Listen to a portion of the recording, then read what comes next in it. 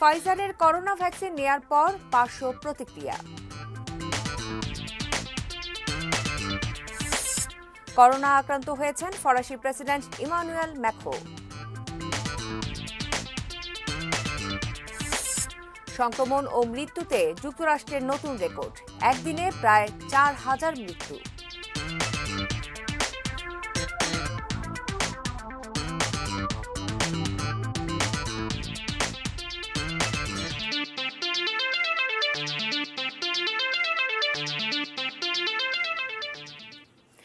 দেখছেন ATN news. দেশের বাইরের খবরাখবর নিয়ে আমাদের প্রতিদিনকার আয়োজন অ্যারাউন্ড দ্য ওয়ার্ল্ডে আজ আছি আমি শ্রাবণী জলি। শুনছিলেন শিরোনামগুলো, এবারে পুরো আয়োজন। যুক্তরাষ্ট্রে ফাইজারের করোনা টিকা নেয়ার পর পার্শ্ব প্রতিক্রিয়া দেখা গেছে এবং সেখানকার আলাস্কার এক নারী স্বাস্থ্যকর্মীকে চিকিৎসাও নিতে হয়েছে। বুধবার বার্টলেট হাসপাতালের টিকা নেয়ার 10 মিনিটের মধ্যে ওই রোগীর পার্শ্ব প্রতিক্রিয়া দেখা দেয়। তার চোখ মুখ লাল হয়ে যায়, শ্বাসকষ্ট শুরু হয় এবং হৃদস্পন্দনও বেড়ে যায়। রাতে তাকে হাসপাতালে রেখে চিকিৎসা দেওয়া হয়। এখন তার শারীরিক অবস্থা স্থিতিশীল এবং চিকিৎসকরা জানিয়েছেন যে পার্শ্ব প্রতিক্রিয়া হলেও টিকা নিয়ে ভবিষ্যতের জন্য নিশ্চিন্ত হতে পেরে খুশি ওই স্বাস্থ্যকর্মী। ফাইজারের করোনা টিকায় পার্শ্ব প্রতিক্রিয়ার ঘটনা এই প্রথম বলে জানান ছোঁয়াচে রোগ বিশেষজ্ঞ ডক্টর জে বাটলার।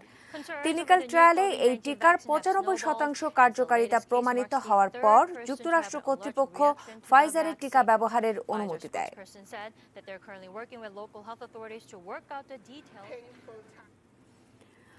এবার করোনা ভাইরাসে আক্রান্ত হয়েছেন ফ্রান্সের প্রেসিডেন্ট ইমানুয়েল ম্যাক্রো। বৃহস্পতিবার ফরাসি প্রেসিডেন্ট প্রাসাদ এক বার্তায় ইমানুয়েল ম্যাক্রোর কোভিড-19 পজিটিভ এসেছে বলে নিশ্চিত করেছে।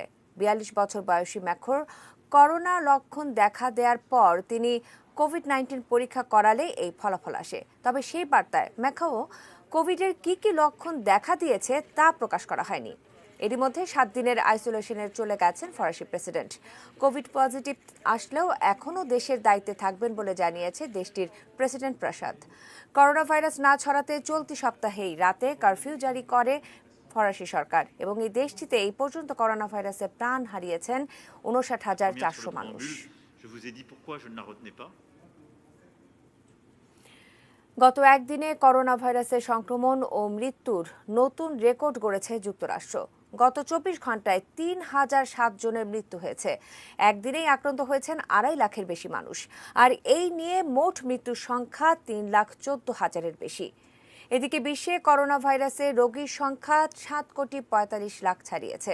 প্রাণঘাতী এই ভাইরাসে এই পর্যন্ত বিশ্বের ২১৯টি দেশ আক্রান্ত হয়েছে। এর মধ্যে ১৬,৫৫,০৪৪ জনের মৃত্যু হয়েছে। এরই মধ্যে সুস্থ হয়ে উঠেছে ৫,২৩,৯৫,২৭৫ জন। আক্রান্তের হিসেবে দ্বিতীয় স্থানে রয়েছে ভারত। তবে আসার কথা এই দেশটিতে দৈনিক আক্রান্তের পরিমাণ ২৪,০০০-এ নেমে এসেছে। গত ২৪ ঘন্টায় দেশে নতুন করে করোনা ভাইরাসে আক্রান্ত হয়েছেন ২৪,০১০ জন। এই নিয়ে দেশে মোট আক্রান্ত হলেন ৯৯,৫৬,০০০-এর বেশি। প্রাণ হারিয়েছেন ১,৪৪,৪৮৭ জন। অন্যদিকে ব্রাজিলে গত একদিনে ৯৬৮ জনের মৃত্যু হয়েছে। এখন পর্যন্ত কমপক্ষে ১,৮৩,০০০-এর বেশি মানুষ প্রাণ হারিয়েছেন। মৃত্যু আর আক্রান্তের সংখ্যায় বিশ্বে চতুর্থ অবস্থানে থাকা রাশিয়ায় গত ২৪ ঘন্টায় ৫৯৬ জনের মৃত্যু হয়েছে।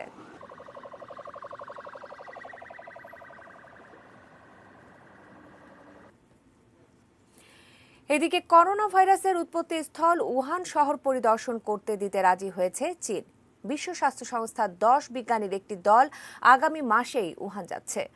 শুরু থেকেই উহানে নিরপেক্ষ তদন্তে আপত্তি ছিল চীনের এবং কয়েক মাস চেষ্টার পর অবশেষে চীনকে রাজি করাতে পেরেছে বিশ্ব স্বাস্থ্য সংস্থা। উহানের একটি পশু পাখি বিক্রির বাজার থেকে ভাইরাসটি ছড়িয়েছে বলে ধারণা করা হচ্ছে। করোনা মহামারীর শুরু থেকেই এই বিষয়ে যুক্তরাষ্ট্র ও চীনের মধ্যে উত্তেজনা বিরাজমান। যুক্তরাষ্ট্রের অভিযোগ, মহামারীর শুরুতে এটা ধামাচাপা দিতে তথ্য গোপন করেছে চীন। আবার অনেকের বিশ্বাস যে উহানের একটি গবেষণাগারেই করোনা ভাইরাসের উৎপত্তি। অবশ্য চীন শুরু থেকেই এসব অভিযোগ অস্বীকার করে আসছে। China's government supports about 20 labs like this one. Chinese leaders are working to curb the recent resurgence in infections in Hebei. চাঁদের মাটির নমুনা নিয়ে পৃথিবীতে ফিরে এসেছে চীনা নভোযান চাংকে 5। গত রাত স্থানীয় সময় রাত ১টা ৩০ মিনিটে চীনের স্বায়ত্তশাসিত অঞ্চল ইনার মঙ্গোলিয়ায় অবতরণ করে এটি। হেলিকপ্টারে ইনফ্রারেড ক্যামেরার সাহায্যে এটিকে প্রথম চিহ্নিত করা হয় এবং চলতি মাসের গোড়ার দিকে চাঁদের মাটির নমুনা সংগ্রহ করতে পৃথিবী থেকে যাত্রা করে চ্যাঙ্গে 5। বিজ্ঞানীরা আশা করছেন চাঁদের মাটির নমুনা বিশ্লেষণের মাধ্যমে এর ভূতত্ত্ব ও সৃষ্টির ইতিহাস সম্পর্কে অনেক কিছুই জানা যাবে। 40 বছর আগে যুক্তরাষ্ট্র ও তৎকালীন সোভিয়েত ইউনিয়নের সফল চন্দ্রাভিযানের পর তৃতীয় দেশ হিসেবে চাঁদের মাটি সংগ্রহের কৃতিত্ব অর্জন করল চীন।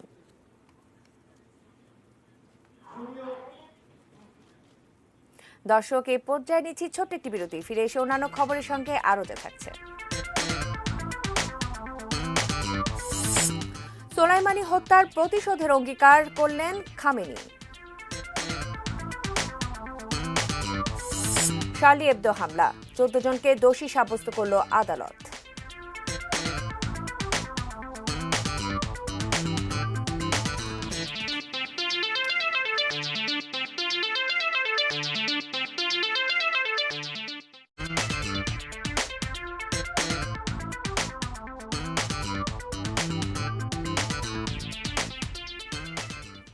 আবারও আমন্ত্রণ অ্যারাউন্ড দ্য ওয়ার্ল্ডে, জানাবো বিশ্বের আরও কিছু খবর। আবারও জেনারেল কাসেম সোলাইমানি হত্যার প্রতিশোধ নেয়ার অঙ্গীকার করলেন ইরানের সর্বোচ্চ নেতা আয়াতুল্লাহ খামেনি। বুধবার জেনারেল কাসেম সোলাইমানি ও আবু মাহদি আল মুহান্দিসের পরিবারের সদস্যদের সঙ্গে সাক্ষাৎকালে এমন অঙ্গীকার করেন তিনি। এ সময় খামেনি বলেন, কুদস ফোর্সের মধ্যপ্রাচ্য বিষয়ক প্রধান জেনারেল কাসেম সোলাইমানি হত্যার প্রতিশোধ নেওয়া হবে। হত্যাকাণ্ডের নির্দেশদাতা এর সঙ্গে জড়িতদের বিচারের আওতায় আনা হবে এবং সর্বোচ্চ নেতার সঙ্গে এই বৈঠকে কাসেম সোলাইমানির কয়েকজন সহযোদ্ধা এবং শাহাদাত বার্ষিকী উদযাপন কমিটির সদস্যরাও অংশ নেন। ওই হত্যাকাণ্ডের প্রথম বার্ষিকীকে সামনে রেখে এই বৈঠকের আয়োজন করা হয়। চলতি বছরের 3 জানুয়ারি ইরাকের রাজধানী বাগদাদের আন্তর্জাতিক বিমানবন্দরে জেনারেল সোলাইমানির গাড়িবহর লক্ষ্য করে বিমান হামলা চালায় যুক্তরাষ্ট্র। আর এই হামলায় সোলাইমানি সহ বেশ কয়েকজন নিহত হন। ফ্রান্সের শার্লি এবদোর দফতরে হামলা এবং একটি সুপারমার্কেটে গুলি চালানোর ঘটনায় 14 জনকে দোষী সাব্যস্ত করেছে প্যারিস আদালত। বুধবার এই 14 জনের বিচার পর্ব শেষ হলে এই রায় দেয়া হয়। এই দিনটিতে অভিযুক্ত 11 জন উপস্থিত থাকলেও বাকি 3 জন ছিলেন না, কারণ বাকি 3 জন এখন পর্যন্ত পলাতক রয়েছেন। অভিযুক্তরা সবাই সিরিয়ায় পালিয়ে গিয়ে আইএসে যোগ দিয়েছে বলে আদালতে জানিয়েছে পুলিশ। তার মধ্যে 2 জনের মৃত্যু হয়েছে বলে ধারণা করছে পুলিশ। 2015 সালে ফরাসি ম্যাগাজিন শার্লি এবদোর দফতরে হামলা চালায় 2 জন বন্দুকধারী। ওই ম্যাগাজিনে মহানবী সাল্লাল্লাহু আলাইহি সাল্লামের অপমানজনক কার্টুন ছাপা হওয়ার কারণে এই আক্রমণ চালানো হয়। বন্দুকধারীদের এলোপাথারি গুলিতে 11 জনের মৃত্যু হয়। ঘটনা চলাকালে কাছের একটি ইহুদি বাজারে ঢুকে গুলি চালানোর চেষ্টা করে আরেক বন্দুকধারী। তার গুলিতে মৃত্যু হয় এক পুলিশ অফিসারের। 3 বন্দুকধারী শেষ পর্যন্ত পুলিশের গুলিতে নিহত হয়।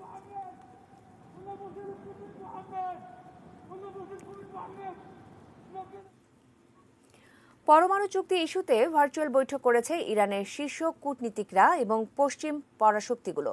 পরমাণু চুক্তি ইস্যুতে ইরানের সঙ্গে চলমান বিবাদ নিরসনে নবনির্বাচিত মার্কিন প্রেসিডেন্ট জো বাইডেন সদিচ্ছা প্রকাশ করার পর অনুষ্ঠিত হলো এই বৈঠক। আশা করা হচ্ছে যে এই বৈঠকে চুক্তিটি পুনর্জীবিত করার পথ সুগম হবে। তবে ইতিমধ্যেই ইরানের প্রেসিডেন্ট হাসান রুহানি জানিয়েছেন, পরমাণু চুক্তিতে ফিরতে কোনো পূর্ব শর্ত মানবে না ইরান। 2015 সালের 14 জুলাই অস্ট্রিয়ার ভিয়েনায় পরমাণু চুক্তি স্বাক্ষর করে ইরান ও নিরাপত্তা পরিষদের 5 স্থায়ী সদস্য যুক্তরাষ্ট্র, চীন, ফ্রান্স, রাশিয়া ও যুক্তরাজ্য। চুক্তিটির নাম দেওয়া হয় কম্প্রিহেন্সিভ প্ল্যান অফ অ্যাকশন। 2018 সালের 8 মে এই চুক্তি থেকে বেরিয়ে যায় যুক্তরাষ্ট্র।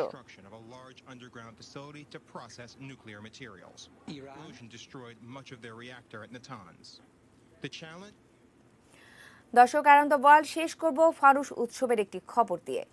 ইউনেস্কোর সাংস্কৃতিক ঐতিহ্যের স্বীকৃতি পেয়েছে দক্ষিণ কোরিয়ার বসন্তকালীন ফানুস উৎসব।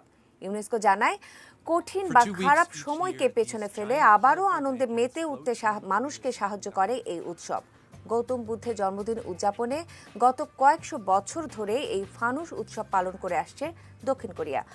উৎসবের সময়ে বর্ণিল সাজে সাজানো হয় রাস্তাঘাট, বাড়িঘর ও ধর্মীয় উপাসনালয়গুলো। A variety of colorful lanterns depicting national treasures and the cultural heritage of Korea float along the Namgang River, and visitors can take boat rides for a closer look.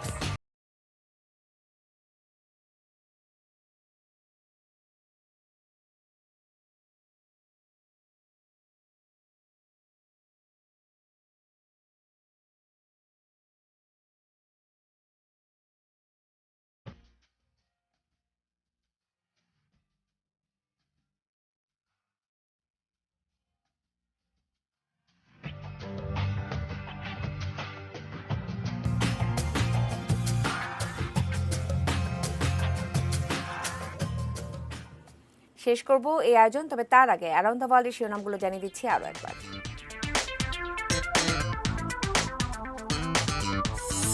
ফাইজারের corona vaccine নেয়ার পর পার্শ্ব প্রতিক্রিয়া। Corona আক্রান্ত হয়েছেন ফরাসি president Emmanuel Macron. সংক্রমণ ও মৃত্যুতে যুক্তরাষ্ট্রের নতুন রেকর্ড, এদিকে একদিনে প্রায় 4,000 মৃত্যু। সোলাইমানি হত্যার প্রতিশোধের অঙ্গীকার করলেন খামেনি। এবং শার্লি এবদো হামলা, 14 জনকে দোষী সাব্যস্ত করল আদালত।